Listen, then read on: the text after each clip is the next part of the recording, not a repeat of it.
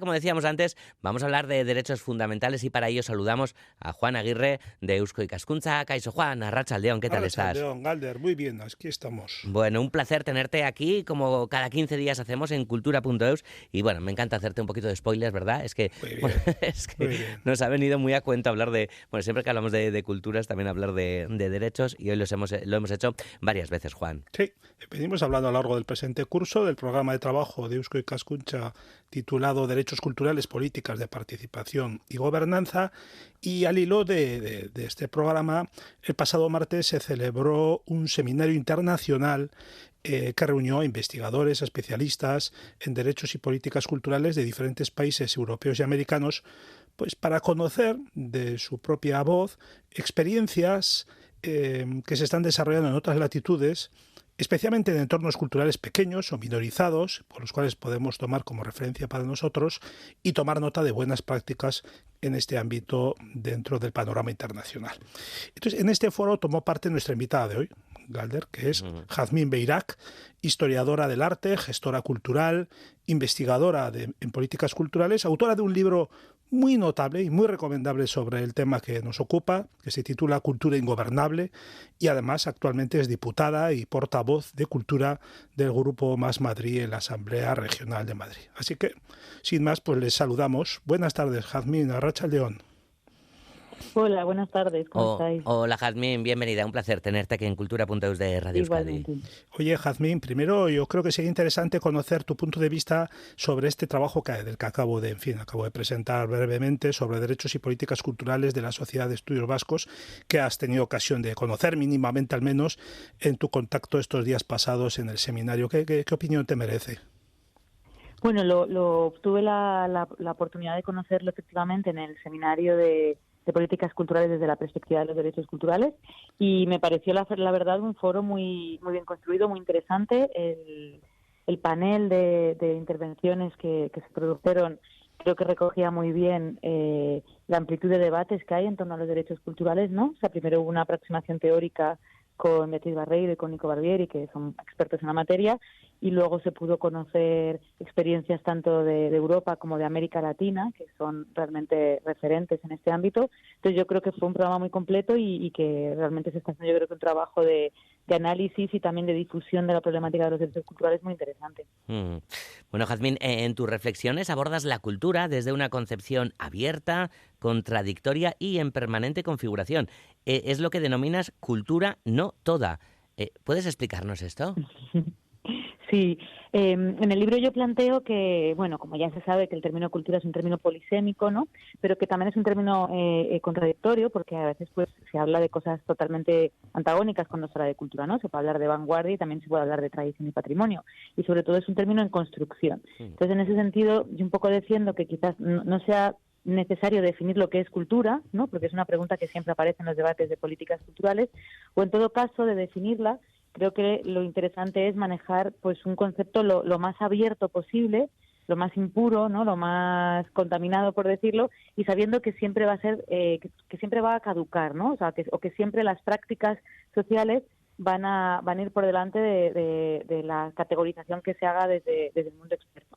Y en ese sentido hay una idea que es de Jacques Lacan, del psicoanalista Jacques Lacan, que es el de no todo. Y la idea de una cultura no toda es una cultura que de alguna manera no pretende hacer una definición cerrada, de un sistema cerrado, ¿no? Que sería el todo, que en realidad es una propuesta que siempre tiene algún tipo de trampa para que las cosas cuadren, sino una definición que se construya a partir del caso a caso, de práctica a práctica, ¿no? Es decir, que lo que vaya definiendo lo que es la cultura es lo que vayamos haciendo las personas y las comunidades. Y en ese conjunto de singularidades se va definiendo una totalidad, que es una totalidad no toda, que de alguna manera viene a explicar lo que es la cultura, ¿no? Y que siempre está en construcción y que siempre está participada socialmente. Una visión empírica, podríamos decir, de la cultura. Esto, ya hemos dicho, Jazmín, al comienzo que eres investigadora en políticas culturales y además política en ejercicio. Una de las ideas que tú planteas en tu libro es que política y cultura no son en absoluto términos contrapuestos en contra de lo que muchas veces se sostiene, sino que al contrario, que la cultura abre la posibilidad de construir espacios de politización allí donde no llega la política. ¿Cómo es esto que suena así como tan paradójico? Bueno, a ver, si entendemos política como lo que tiene que ver con hacerse cargo de los asuntos comunes, ¿no? En en ese sentido la idea de la política, pues los espacios culturales o las actividades culturales o las experiencias culturales tienen mucho que ver con eso, ¿no? Porque por un lado tienen que ver con hacer cosas juntos, hacer cosas con los demás, que pueden ir desde formar parte de una orquesta, una banda de música, a organizar las fiestas de un pueblo, de un barrio, de un territorio, o a gestionar un equipamiento cultural, ¿no? Entonces eso tiene que ver con hacer con los demás. También la propia experiencia de escuchar una canción o de ver una película tiene que ver con ponerse en el lugar del otro, de los demás, ¿no? Con conectar con algo que va más allá de nuestra propia posición. Entonces, en ese sentido, creo que nos conecta con una afuera y con una comunidad. Y luego también en ese hacer cosas con los demás tiene que ver con una suerte de ensayo democrático de la diferencia, ¿no? Porque hacer cosas con los demás no es algo que esté exento de conflicto. O sea, tenemos que ser capaces de negociar, de construir composiciones que no son la nuestra. Entonces eso también tiene que ver mucho con la política, ¿no? También con la oportunidad de hacer con lo que es diferente a nosotros y a nosotras mismas. Y por eso mismo creo que los espacios culturales de alguna manera tienen una cierta posición privilegiada en relación a la política, porque la política actualmente está muy codificada y está muy marcada por antagonismos irresolubles, ¿no? Entonces los espacios culturales, ya digo, desde una orquesta, un club de lectura, un grupo de teatro, un centro cultural, etcétera, etcétera, permiten de alguna manera juntarse a gente distinta y estar en espacios mucho menos jerarquizados, ¿no? Por lo tanto, creo que permiten ese hacer con el otro, ese construir una comunidad de una manera mucho más flexible y menos jerarquizada que lo que puede ser el espacio de la política, que ya está muy marcada. Todavía hay quien se sorprende al escuchar que los derechos culturales forman parte indisociable de los derechos humanos. Sin embargo, tú, Jazmín, vas más lejos y defiendes, ¿no?, que estos derechos, que los derechos culturales, pues son pilares, ¿no?, de los humanos, que sin unos no podrían darse los otros. Efectivamente, siempre se dice que los derechos culturales son indivisibles del resto de derechos humanos, es decir, que no se puede entender de una manera diferenciada, pero a mí también me interesa mucho lo que dice un filósofo que se llama Patrice Meyer-Wiesk, que además ha estado impulsando la Carta de Friburgo, que es uno de los instrumentos internacionales que reconocen los derechos culturales, que él dice que también son los derechos culturales palanca de la consecución del resto de derechos, ¿no? Porque de alguna manera las capacidades que despliega la cultura, como puede ser la capacidad de enunciación, de representarnos, ¿no? De autorrepresentarnos, de vincularnos con los demás, de organizarnos socialmente a través de la cultura, es lo que nos da agencia para intervenir en el mundo y es lo que nos permite estar organizados para participar en debates que van mucho más allá de lo cultural y para tener una posición en la esfera pública, ¿no? Entonces, en ese sentido, por eso los derechos culturales son indisociables de una profundización democrática y de una mejor garantía del resto de derechos.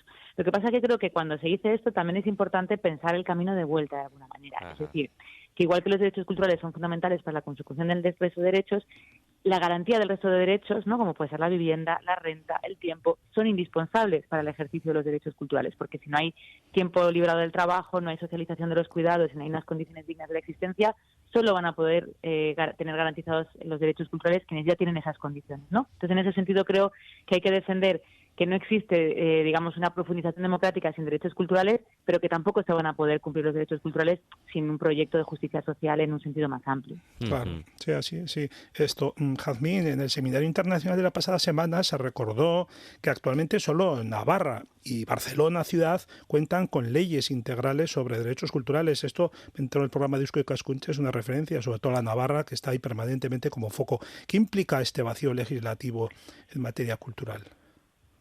Bueno, en realidad hay dos leyes, una es la de Navarra, que es de 2019, la Ley Foral de Navarra de Derechos Culturales, y luego hay otra ley, que es la de Canarias, del Sistema Público de Cultura, que se aprobó hace poco por unanimidad también, que no es específicamente de derechos culturales, pero que sí que establece un sistema institucional para garantizarlos, ¿vale? Y luego, por otro lado, en Barcelona aquí hubo un plan de derechos culturales, es decir, no tanto una legislación, sino una política pública efectiva, ¿vale? De acuerdo, sí. Entonces, aún así, solo hay dos leyes generales de cultura relacionadas con los derechos culturales aprobadas, aunque como comentabas, en Cataluña se está trabajando, en Aragón se empezó a trabajar, pero bueno, ahora se ha quedado parada. Es decir, como que hay movimientos en distintos territorios.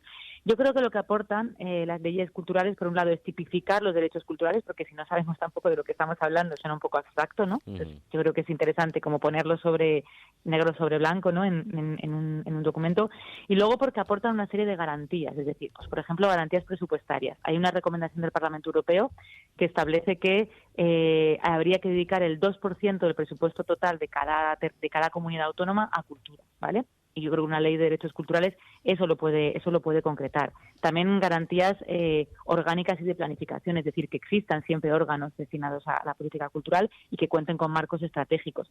También garantías de gestión, ¿no? Pues con lo que pueden ser las condiciones de transparencia, de buen gobierno, de buenas prácticas, ¿no? Que, por ejemplo, existan concursos públicos en la designación de los equipamientos culturales, algo que no sucede en todas partes. Y también yo creo que nos permite la oportunidad de abordar un enfoque transversal de la cultura en el sentido de establecer algunos mínimos básicos que vehiculen políticas de cultura con educación, con sanidad, con igualdad de género, ¿no? Y yo creo que también es interesante en ese sentido. Entonces yo creo que más o menos tipificar y establecer ciertas garantías, yo creo que son como los básicos de una ley.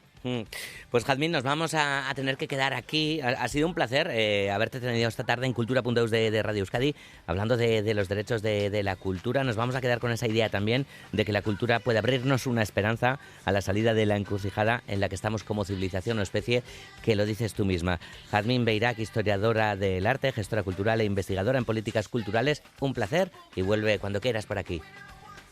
Igualmente, muchas gracias. Juan, a ti te esperamos en un par de semanas. En 3 serán ya. En 3, tienes razón, sí, compañero. Señor Galder, en 3. Es verdad, que hay puentes y demás. Exacto. Estaremos en Durango, Casoca. Juan, es que ricasco. Venga, un abrazo. Bihar arte guztioi, ondo izan.